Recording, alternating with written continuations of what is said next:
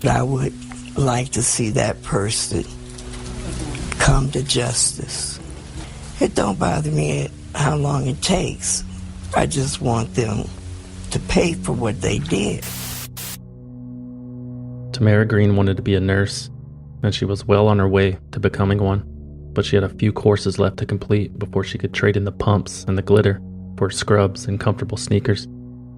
In the meantime, Tamara Greene was an exotic dancer. She had bills to pay and 3 mouths to feed. So, Strawberry, as she was known in the club, would dance for all of the bored and lonely men who gathered regularly at a topless bar in the west side of Detroit called All Stars.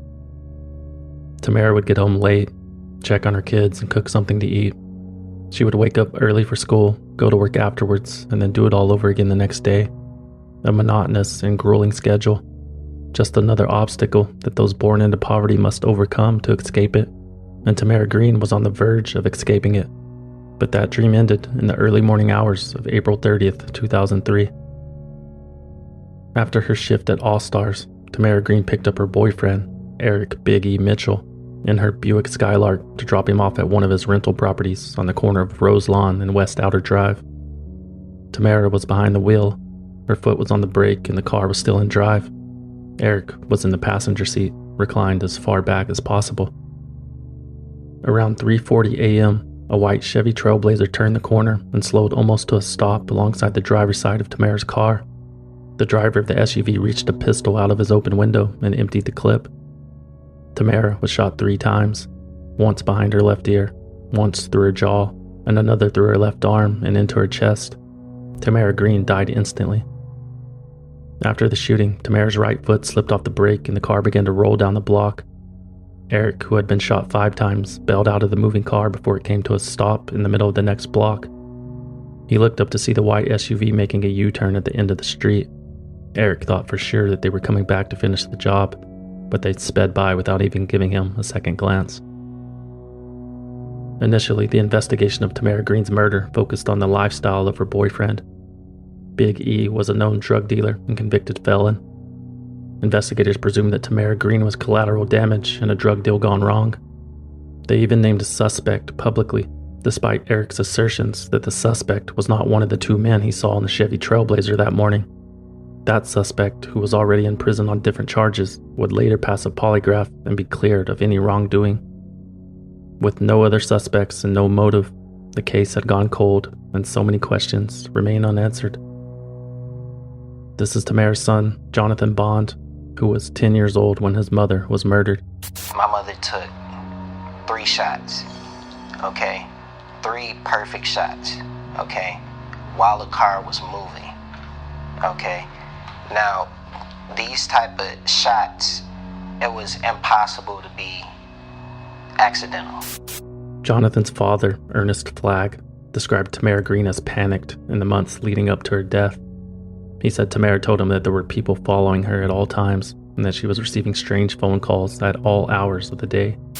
Her needing a place to stay on several occasions.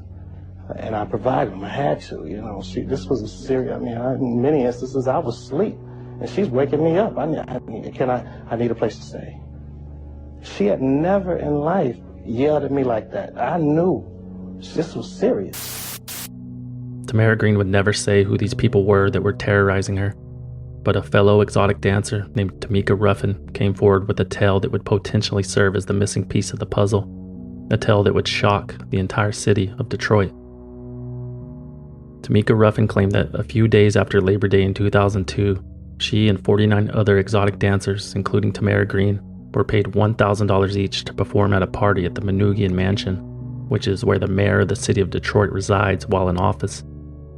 Tamika said there were about 150 men in attendance, politicians, businessmen, and at least 10 off-duty police officers, surrounded with women, booze, marijuana, and cocaine. Tamika said she saw Tamara Greene giving a lap dance to newly elected Mayor Kwame Kilpatrick. The party came to a screeching halt when Mayor Kilpatrick's wife Carlita had entered the home unexpectedly. Carlita took exception to Greene grinding on her husband and began punching her. According to Tamika Ruffin, Tamara fell to the floor and crashed through a wooden coffee table on the way down. After that, Carlita Kilpatrick allegedly struck Tamara Greene once in the head with a piece of the broken table that she had picked up off the floor.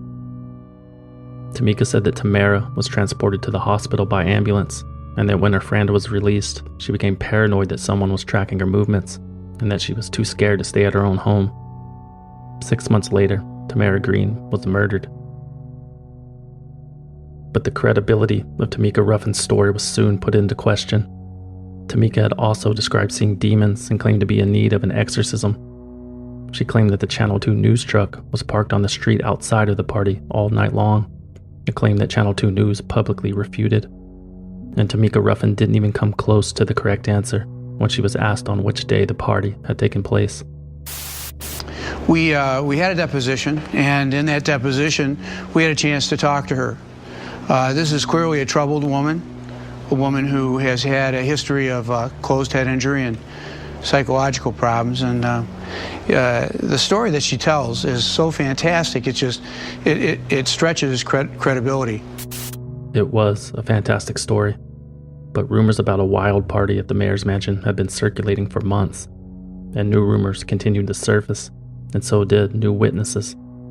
An ex-convict named Wilson K. Jr. stated in sworn testimony that his biker gang had been hired to work security at the party. K said he saw the lap dance in question. He said he saw the assault of the dancer by Detroit's First Lady. But Wilson K. Jr.'s statement was also dismissed because of his history of unfounded allegations. He had been hospitalized in the past for PTSD and psychotic behavior. He was paranoid and suspicious and became so confused during his testimony that at one point he forgot why he was even there. And there was also Southfield Police Chief Joe Thomas, who said on record that he had been invited to the party at the Manoogian Mansion. Thomas declined the invite because he could tell by the body language of the person inviting him that it was not the type of party in which he should partake. So who was it that invited Police Chief Joe Thomas to the party? Police Chief Joe Thomas said he didn't remember. I don't keep track of things that I do not do. Many people ask me things in my walk of life. I travel all over the country and all over the state. And if I were to try to catalog all those people, and I think it would be just a massive, massive operation. There was also an anonymous ambulance driver that told a news station in Detroit about seeing a fleet of dark-colored SUVs parked outside of the emergency room on the night in question, and a group of, quote, pimped out individuals wearing earpieces causing a commotion inside. The driver asked a coworker what was going on and was told that those individuals and vehicles were part of Mayor Kilpatrick's security detail. When the driver asked what they were doing at the hospital, his coworker responded with, quote, "Carlita beat some bitch down." Eventually, the ER supervisor ordered all EMS employees to vacate the area immediately, something that the driver had never seen happen before or since that night. Later that month, Officer Harold Nelthorpe, a member of Kilpatrick's security team who had not attended the party, caught wind of the rumors and passed them along to the Detroit Police Department's Internal Affairs Department.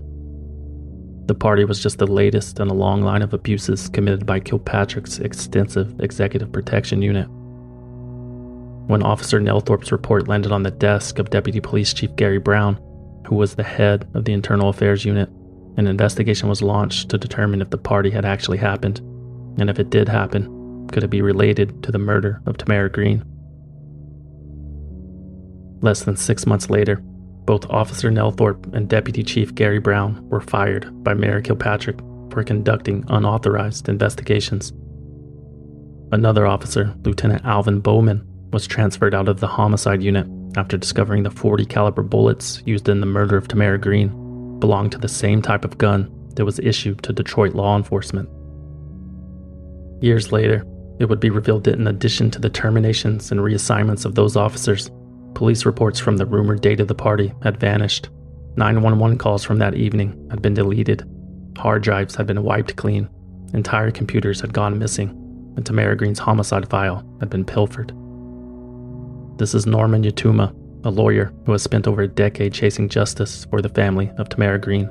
Whatever evidence they couldn't scare away or fire away or intimidate away, they threw away. They threw it away. The party happened, the murder happened, the cover-up happened.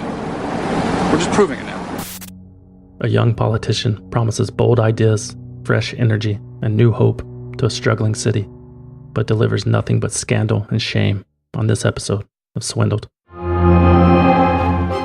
They bribed government officials, clear violations of federal and state law, clearly unethical, pay to play millions of taxpayer dollars that were wasted, paid tens of millions of dollars, $1 billion, dummied up its books and records, falsifying its books and records, responsible for the collapse of the entire system. And in this role of some kind of swindle, is that right?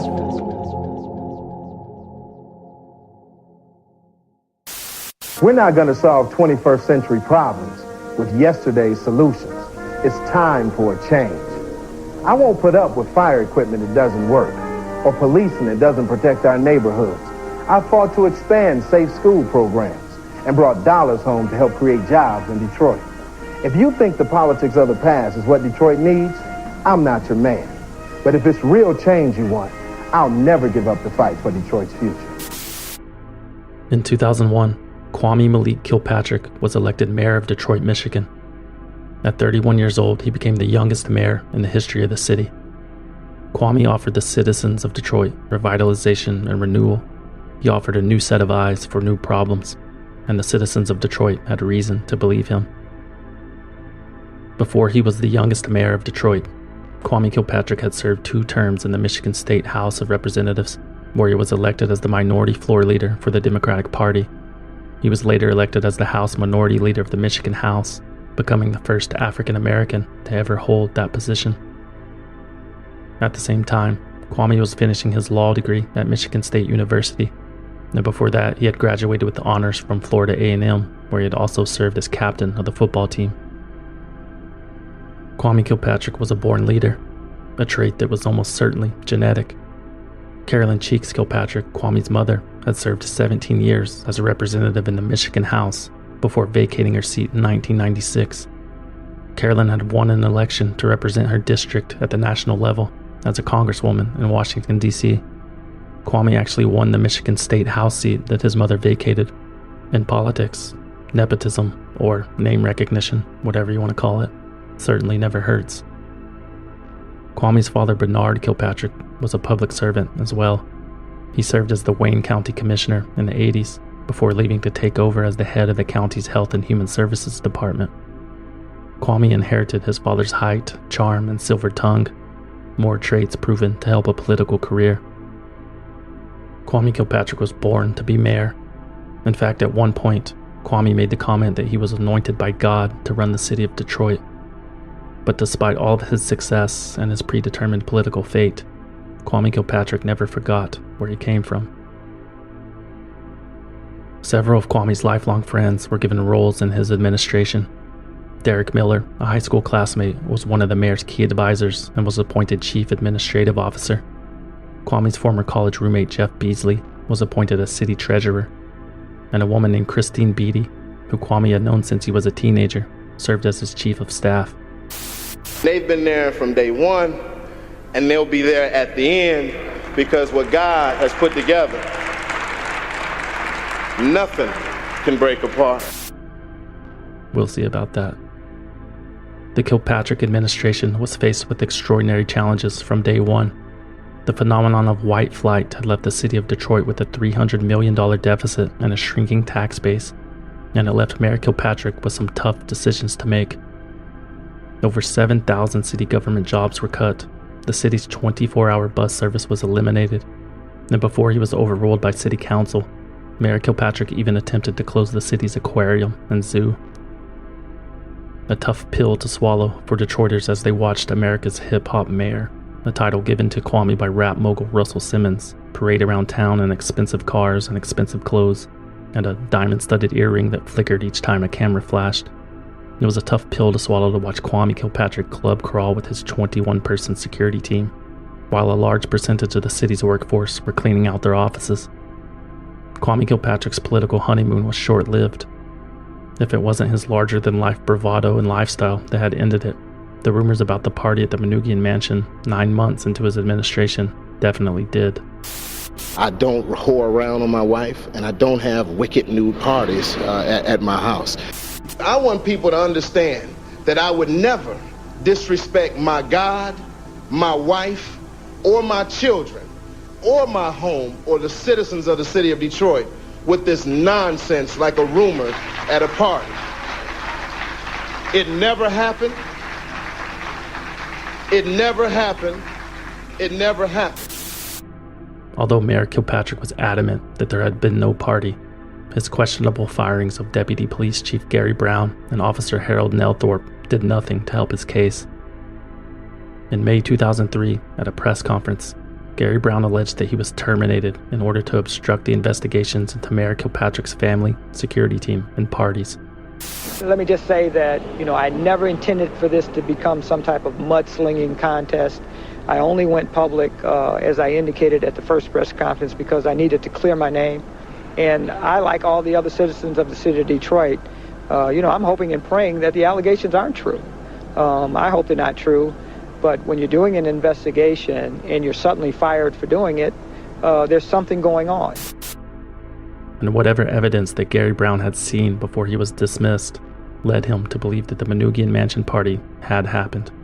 I believe that there's certainly enough leads there to do some further investigating, and it will prove eventually that there was a party at the Manoogian Mansion. Is it related to Tamara Greene?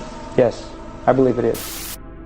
Yet, in June 2003, after a 5-week investigation, Michigan Attorney General Mike Cox announced that there was no evidence that the party at the Manoogian had ever occurred. The party has all the earmarks of an urban legend, and it should be treated as such. Deputy Chief Gary Brown and Officer Harold Nelthorpe sued the city of Detroit, alleging that they were fired as an act of retaliation by the mayor. The whistleblower trial, as it became known, ultimately would not prove that the rumored party had ever happened, but it would reveal some dark secrets about the Kilpatrick administration.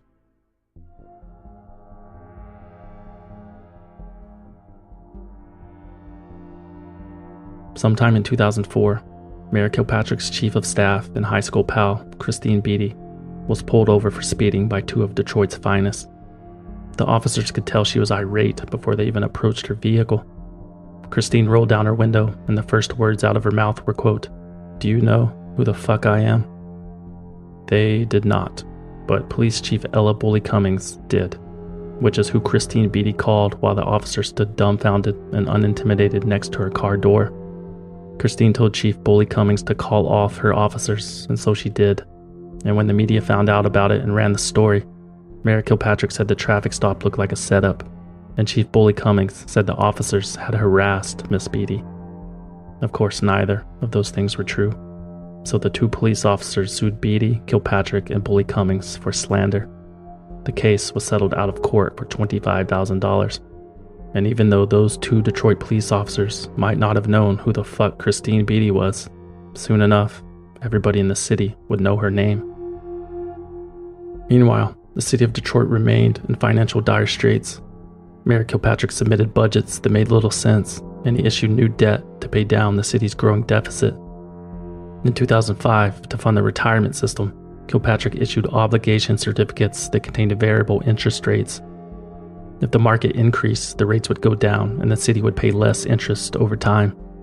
If the markets crashed in, let's say, 3 years because of, a subprime mortgage crisis maybe, the rates would increase, and so would the amount of money the city would have to pay back. Of course, very few people on the outside, including Kwame Kilpatrick, saw the 2008 crash coming, and Detroit would eventually end up paying $1.14 billion more in interest than it had originally planned. Also, in 2005, Time magazine named Kwame Kilpatrick one of the 3 worst big city mayors in the United States, and deservedly so. Remember 4 years ago when our parks were neglected and playground equipment was rusting away? My grandfather lived just 1 block away from this park when nothing was here. And today I stand in this park filled with laughing children and parents with pride in our community. This job is personal because I was raised in this city. We're rebuilding our parks because it's time to show our children what standing together can do. Let's continue standing strong for Detroit. As the end of his first term was coming to a close, Mayor Kilpatrick's political future was in doubt. His re-election campaign wasn't going so well. Kilpatrick finished second in the Democratic primary, a feat almost unheard of for an incumbent nominee. Kwame's flashy lifestyle, extensive entourage, and rumored scandals had the local media watching his every move.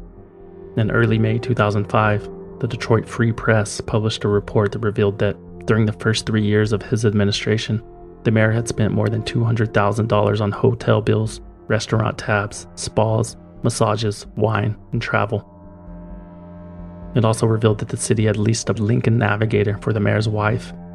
The cost of the lease was $24,995, which was conveniently $5 below the amount that required approval from city council.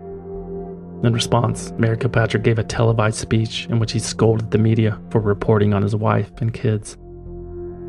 But thanks to an impressive debate performance, none of this was happening when Mr. Hendricks was in office, and he can't speak to it because he doesn't know about it. Thanks to a little help from his Congresswoman mother, He didn't just get up in here by just coming.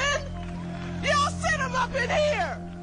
Don't let nobody talk about y'all's boy. and thanks to a controversial newspaper advertisement in which he compared his treatment by the local white journalists to that of a racial lynching, Kwame Kilpatrick was re-elected to a second term.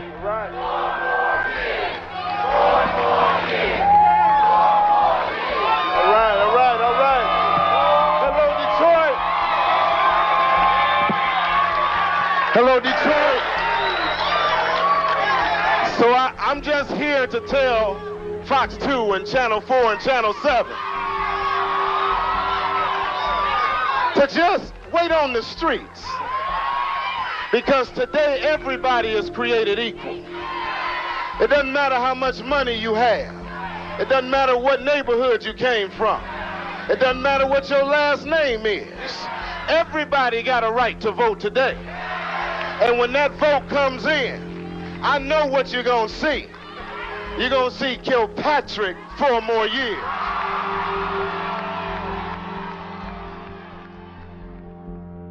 Kwame Kilpatrick had won again, but sooner or later, his luck was bound to run out. The civil lawsuit filed by former Detroit police officers Gary Brown and Harold Nelthorpe finally went to court in August 2007. Although the purpose of the trial was for a jury to determine if Kilpatrick had violated the whistleblower law by firing Brown and Nelthorpe, an action that Kilpatrick denied. When his chief of staff Christine Beatty was on the stand testifying, the line of questioning went in a different direction entirely. During the time period 2001 and 2003, were you and Mayor Kilpatrick either romantically or intimately involved with each other? No. And did you ever use the text message system to communicate messages of a personal nature to the mayor? No. Did you ever receive messages from the mayor of a personal nature? No. And by personal, I mean messages which were not strictly pertaining to city government matters? No. Did you use the message device to arrange social meetings between you and the mayor? No. The next day, Kwame Kilpatrick was asked the same questions under oath, but instead of simple yes or no answers, in typical fashion, Kwame Kilpatrick had more to say. I think it was pretty demoralizing to her. You have to know her, but it's demoralizing to me as well. My mother is a congresswoman. There have always been strong women around me. My aunt is a state legislator.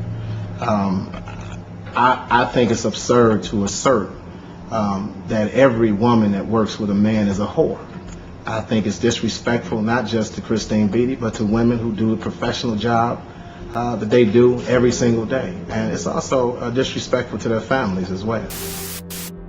On September 11th, 2007, after a 3-week trial, a jury found that Mayor Kilpatrick had violated the whistleblower law and awarded the 2 former police officers $6.5 million. This is former Deputy Police Chief Gary Brown. I'm thinking that the same thing that I thought in this building that, 5 minutes after my trial ended, that there's a culture of corruption going on in the city of Detroit that has to be rooted out.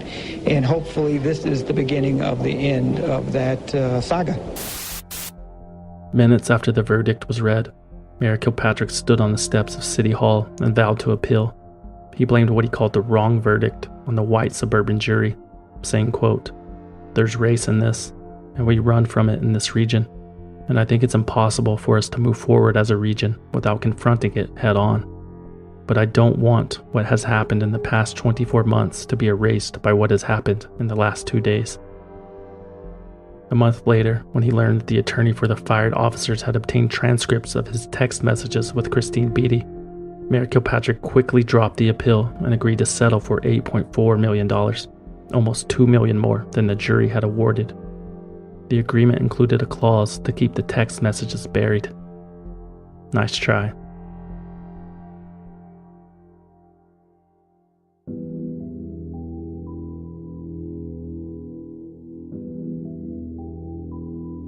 City Council and multiple news outlets in Detroit filed a Freedom of Information Act request to release all of the documents related to the settlement. In January 2008, the Detroit Free Press published excerpts from the 14,000 plus text messages that were sent between Kilpatrick and Beatty throughout 2002 and 2003. Not only did the messages reveal that the Kilpatrick administration had conspired to fire Gary Brown, the messages revealed that Kwame and Christine Beatty were in fact intimate and that they had lied about it under oath. One of the messages from Kwame to Christine read, quote, "Thank you for letting me make you feel good.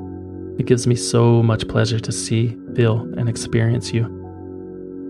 In another text, Kwame instructed Christine to get rid of the evidence, quote, "Erase and throw away messages miss get caught."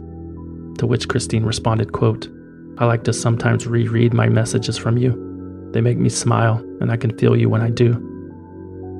One exchange, after a sexual encounter in a hotel room with the mayor's security team nearby, had the couple worrying that their secret was out. Kwame texted Christine, quote, "They were right outside the door. They had to have heard everything." Christine replied, "So we are officially busted?" To which Kwame responded, "Damn that, never busted. Busted is what you see." Well, what the citizens of Detroit and county prosecutors could now see is that the mayor and his chief of staff had committed perjury. Wayne County Prosecutor Kim Worthy announced the opening of an investigation into the matter. As they waited for the results of the investigation to become public, the rest of Detroit was left wondering if the mayor was willing to dole out taxpayer dollars to cover up an affair. What else was he willing to do? And Christine Beatty wasn't the only woman with whom Kwame Kilpatrick was sleeping with outside of his marriage. A text to a woman named Ebony read, "Can't get you out of my system." He told Alexis that he needed some, quote, "love and affection." And Kwame promised Kabina, "I'm rushing to see you, baby." Good evening, Detroit. I want to start tonight by saying to the citizens of this great city, I'm sorry. To all of you who have believed in what we've been doing here since 2002, to all of you who have believed in me and my leadership. Kwame Kilpatrick, once a rising star in the Democratic Party, had now become just another disgraced politician apologizing on TV, as American as apple pie. And as the calls for his resignation grew louder and louder, Kwame Kilpatrick refused to go down without a fight. On March 11th, 2008, completely embroiled in multiple scandals at this point, Mayor Kilpatrick delivered the annual State of the City address to the citizens of Detroit. A reflection of what careful analysis of statistics and focused action by our police department can achieve. Secondly, we achieved a 53% increase in the arrests for auto theft and nearly tripled the number of stolen cars recovered in this city. We're hitting chop shops and we're shutting them down. His speech began with positive news and numbers. He relayed successful projects and achievements. But towards the end of the 70-minute speech, Mayor Kilpatrick veered off script and addressed all of the controversy in which he was involved. And finally tonight, and this may be the most talked about part of this speech after laying out all of that, but I feel that I cannot leave this auditorium with my wife and my son sitting there without addressing this issue. In the past 30 days, I've been called a nigger more than any time in my entire life. In the past 3 days, I've received more death threats than I have in my entire administration. I've heard these words before, but I've never heard people say them about my wife and children. I have to say this because it's very personal to me.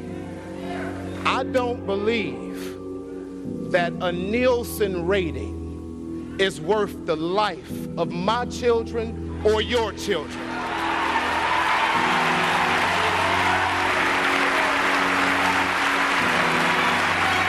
This unethical, illegal lynch mob mentality has to stop.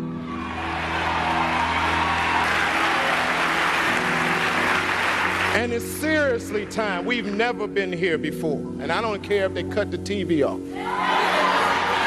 We've never been in a situation like this before, where you can say anything, do anything, have no facts, no research, no nothing, and you can launch a hate-driven, bigoted assault on a family.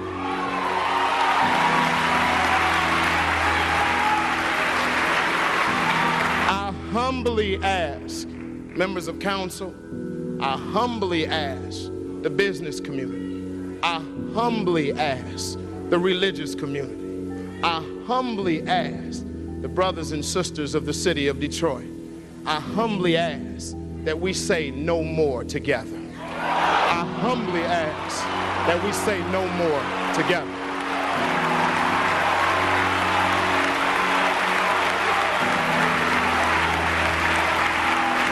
I love this city with every part of my being, and I will continue to stay focused on building the next Detroit. God bless you. Detroit, I love you.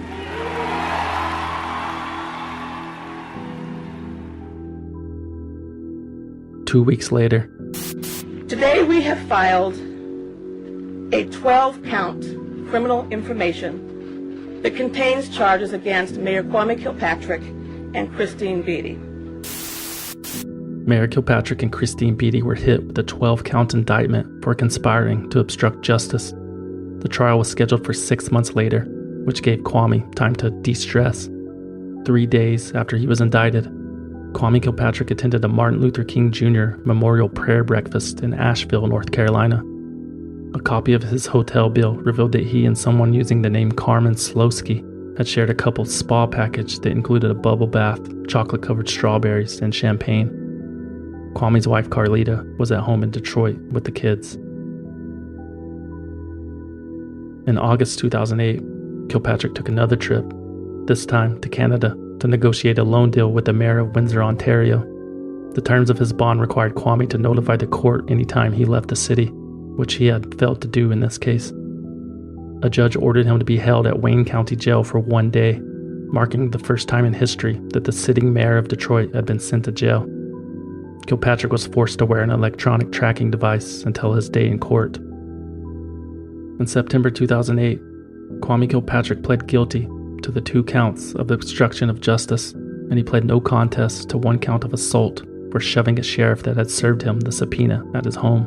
Mr. Kilpatrick, you understand that by pleading guilty, that you're going to give up certain constitutional rights, and one is the right to be tried by a jury. You understand that, sir? Yes. You're also giving up the right to be presumed innocent until proven guilty. You understand that? I think I gave that up a long time ago, Your Honor, yes. Kilpatrick's plea agreement required him to spend 120 days in jail and 5 years on probation. He was also forced to resign from office, give up his law license, and pay $1 million in restitution to the city of Detroit. F. Scott Fitzgerald once wrote that there are no second acts in American lives. The great writer that he was, F. Scott Fitzgerald, was not a Detroiter. Because we fall, but this city always gets up. And I want to tell you, Detroit, that you done set me up for a comeback. After spending 99 days in jail, Kwame Kilpatrick was released on February 3, 2009. He went directly to the airport and reunited with his family in Southlake, Texas, where they had recently relocated. Kwame was handed a job at a subsidiary of CompuWare, a software company who's headquartered in Detroit, and he did his best to become just another guy. Nobody in Dallas knew who he was or what he had done, which made it easier to focus on being a better husband and a better father. It was good to be normal again. But sometimes normal people have trouble paying their bills, and so did Kwame Kilpatrick. Well, kinda. Although he lived in a $3,000 a month McMansion with a Cadillac Escalade parked in the garage, in November 2009, Kilpatrick returned to Detroit to plead poverty and asked that his restitution payment be lowered. He told Judge David Groner that he wasn't sure how his house and vehicle were being paid for, and that he didn't even know if his wife had a job. Judge Groner didn't buy it, and it was eventually revealed that a group of Detroit businessmen had given Kwame hundreds of thousands of dollars to resign from office. In January 2010, Judge Groner ordered Kilpatrick to pay $300,000 to Detroit within 90 days or risk violating his probation. Kwame Kilpatrick missed the first payment. Frankly, your continued attempt to cast yourself as the victim, your lack of forthrightness, your lack of contriteness, and your lack of humility only serve to affirm that you have not learned your lesson. Clearly, rehabilitation has failed. You have not adjusted well under probation. Your testimony in this courtroom amounted to perjury when you stated, "I don't know if my wife works. I don't know the amount of rent. I don't know who pays the bills." Most substantial, most compelling is that you lied to this court. Continued to lie after pleading guilty to lying in court. Obviously, there has been no rehabilitation. You have not changed. So continuing on probation is not an option. You must understand your crime and consequences now. Therefore, you will serve a maximum of 5 years in the Michigan Department of Corrections.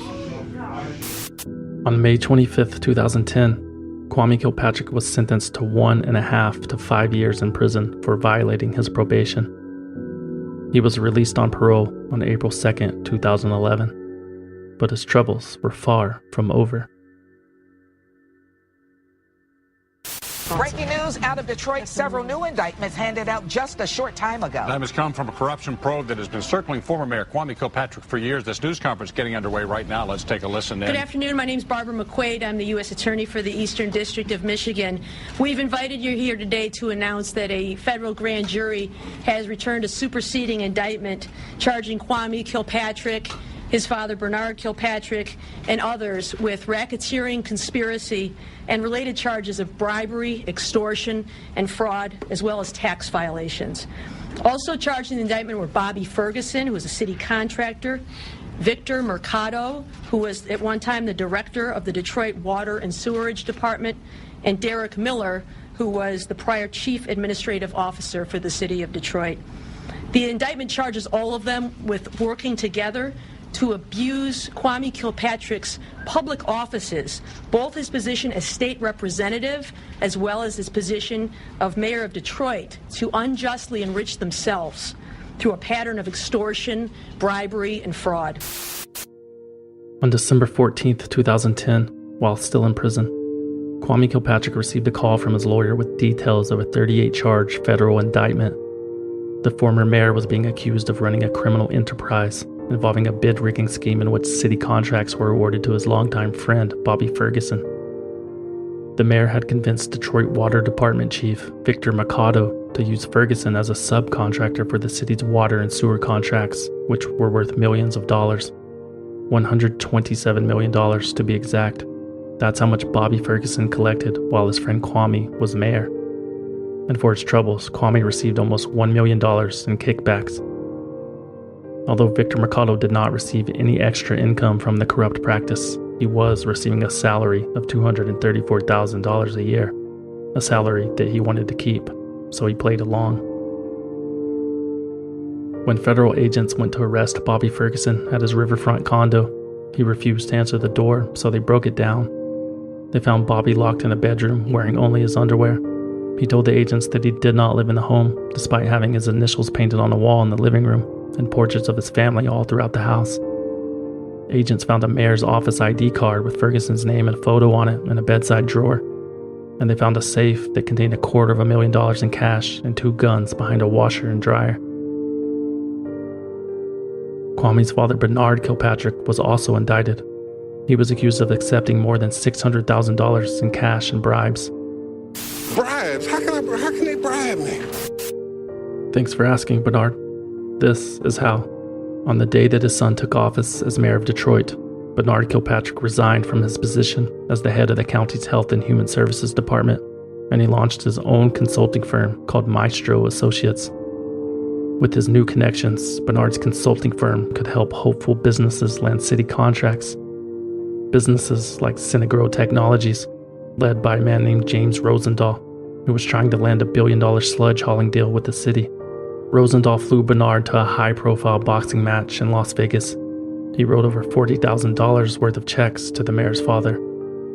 One time, Rosendahl handed over $300 cash hidden in a gum wrapper when Bernard asked him to help with purchasing Christmas presents for his grandchildren. Sometimes Bernard Kilpatrick could be a little demanding. I'm sorry I can't get your phone call at this time. I will be on vacation until January the 7th, and we'll return all phone calls at that time. Thank you. Yeah, man, this is BK. I'd appreciate a call today. Vacation or no motherfucking vacation. Somewhere along the way, the FBI became aware of James Rosendahl's relationship with the elder Kilpatrick. He was arrested and charged with bribery, but the feds were willing to make a deal.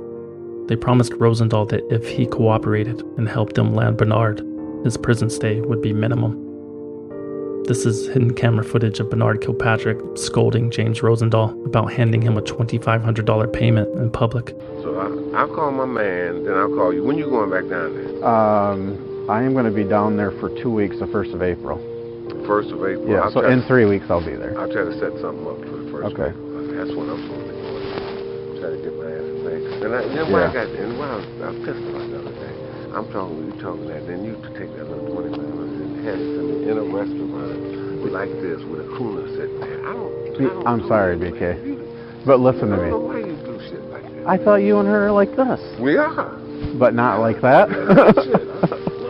Okay. I don't ever want anybody to see me take some money. Okay. Police surveillance also captured Rosendahl loading Cristal champagne into the hatch of Bernard's SUV. I'm a private businessman, a consultant. Right. And the Kilpatrick enterprise of crime did not end there. Prosecutors alleged that Kwame had been using his nonprofit organization, the Kilpatrick Civic Fund, as his own personal slush fund. He spent $9,000 on a vacation to a California resort. He paid for yoga lessons and cars. He paid his children's tuition and summer camp fees. And he spent $1,400 on spy equipment to sweep his office for bugs. After the whistleblower trial, after Christine Beatty resigned, financial control of the Kilpatrick Civic Fund was given to Beatty's half-sister, April Edgar. My whole thing was just taking over after Miss Beatty left, and I basically just took over as the secretary of signing checks. I really don't even understand what the Civic Fund is for, to be honest with you. That's comforting, but not surprising. At least 29 of Kwame's closest friends and family members had been given jobs in his administration, most of them wholly unqualified. Could you imagine if someone like the President of the United States handed out positions to family members that had no experience in public service? Yeah, me neither. But Kwame Kilpatrick had been pulling favors like these since his days as a Michigan State House representative. In the late 90s, he influenced the distribution of 2 state grants so that they directly benefited his family and friends. One of the groups that received a $500,000 grant was owned by Bobby Ferguson, who in turn subcontracted a nonprofit named Unite, which consisted of a single employee named Carlita Kilpatrick, a single employee that received $100,000 for almost zero actual work. Victor Mercado, the former water boss, pleaded guilty to conspiracy in November 2012. He was sentenced to 2 years probation and 8 months in a halfway house. Bobby Ferguson went to trial and was convicted of 9 of 11 counts, including the racketeering charge. He was sentenced to 21 years in federal prison. Bernard Kilpatrick was convicted of filing a false tax return. He served 15 months in prison before being released in 2015. And Kwame Kilpatrick, after spending $1 million taxpayer dollars fighting the case with a public defender, was found guilty of 24 of 30 counts, including federal racketeering, extortion, mail fraud, and tax evasion. He was sentenced to 28 years in prison. and required to pay the city of Detroit more than $1.6 million in restitution. His earliest possible release date is August 1st, 2037. He will be 67 years old. After he was sentenced, Kwame said, quote, 7 out of 10 black boys don't have a father, don't have a relationship, and there's 3 more that won't now. Behind bars, Kwame Kilpatrick continues to fight for his freedom. He's attempted to get the courts to vacate his sentence because of a conflict of interest with his defense attorney. Through friends and family, he occasionally makes long-winded posts on Facebook asking Donald Trump for a pardon or announcing his divorce from Carlita. But his chance at an early release is a long shot at best. Even in 2018, details of crimes that he committed as the mayor of Detroit continue to surface. But his family continues to believe in him. His 3 sons launched the Free Kwame Project to raise money for their father's defense and to shed light on what they claim to be an overly harsh sentence for the actual crimes that were committed. It's too much time, there was no crime. He's trapped inside what they minimize, what he did for the city. Ain't asking for your pity, don't sit and just look pretty. Stand and do some with me. 28-year injustice. That's Kwame's son Jonas, aka JoJo the Doughboy, rapping on the steps of the U.S. Supreme Court in a video for a song about his father's sentence called Too Much Time. Speaking of too much time, 8 years had passed since the murder of Tamara Greene, and investigators were no closer to solving the case. Her family filed a $150 million lawsuit against the city of Detroit for deliberately botching the investigation. But in November 2011, the case was thrown out by U.S. District Judge Gerald Rosen. The judge said that there was no evidence that the ex-mayor or the police had tampered with the investigation. In October 2018, an anonymous donor contributed a $100,000 reward for any information that leads to an arrest in the homicide investigation of Tamara Greene. So the mystery remains. Sing us out, Kwame. How do I say goodbye to what we had? The good times that made us laugh, how we the bad.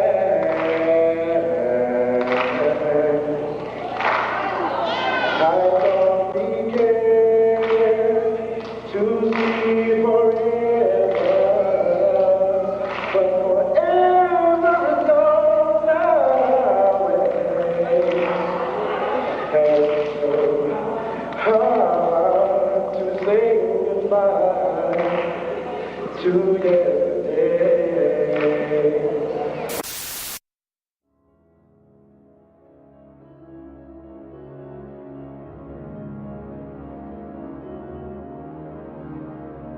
Swindled is written, researched, produced, and hosted by me, a concerned citizen, with original music by Trevor Howard.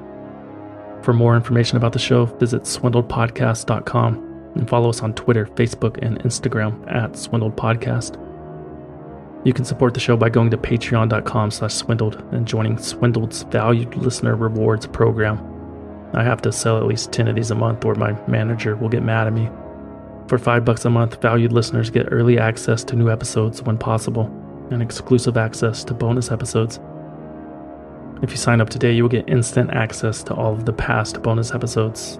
There are a couple of good ones coming up, one about a Florida man and some dead bodies, and another about, probably shouldn't tell you about that one yet, but it's funny. One at a time, we'll get there. Vacation or no motherfucking vacation. That's right. Valued listeners also receive free exclusive merchandise. We're probably going to do stickers next month if you're into that. Patreon.com/swindled. You can also support the show by buying something at swindledpodcast.com/shop. There are stickers, patches, hoodies, t-shirts, posters, Fire Festival t-shirts, and more. Go check it out, swindledpodcast.com/shop. And if you don't want to join Patreon, nor do you want to buy anything, but you still want to support the show, you can send a one-time donation using the form on the homepage. A huge thank you to everyone that has already contributed in some way. It means a lot. That's it. Stay tuned for promos from other independent podcasts. Thanks for listening. Hi, I'm Jamie, host of Murderish, a true crime podcast that provides a 3D look at gripping murder cases from beginning to end. You'll get to know the victims and perpetrators, how their worlds collided, and what went down during trial. I also share some of my own personal experiences, like the time a stranger came into my bedroom at night. Yeah, that really happened, and I walk you through all the details of that terrifying night. Have you ever wanted to be a fly on the wall during a murder trial? You'll get that opportunity on Murderish, as I share my experience being a jury foreman on a first-degree murder trial. Search Murderish in your favorite podcatcher app, hit subscribe, and start binging. And remember, listening to this podcast doesn't make you a murderer. It just means you're murder-ish.